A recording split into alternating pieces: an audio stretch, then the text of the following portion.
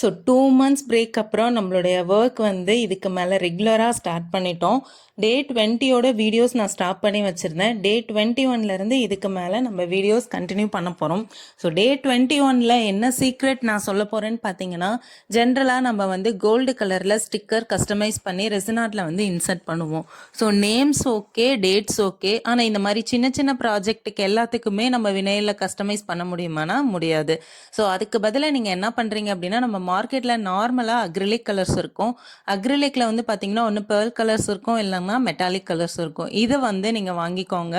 இந்த மாதிரி சின்ன சின்னதாக ஹார்டின் இல்லை இன்ஃபினிட் சின்ன சின்ன ப்ராஜெக்ட்ஸ்க்கு எல்லாமே நீங்கள் அந்த கலர்ஸை யூஸ் பண்ணிவிட்டு இந்த மாதிரி சிம்பிள்ஸ் மேக் பண்ணிக்கோங்க.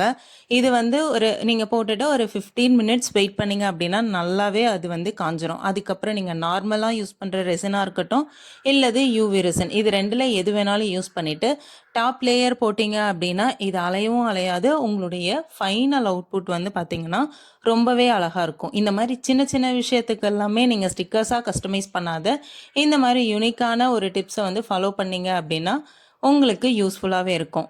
நம்ம வீடியோ பிடிச்சிருந்தது அப்படின்னா கண்டிப்பாக சேவ் பண்ணிக்கோங்க, ஷேர் பண்ணிக்கோங்க. தேங்க்யூ.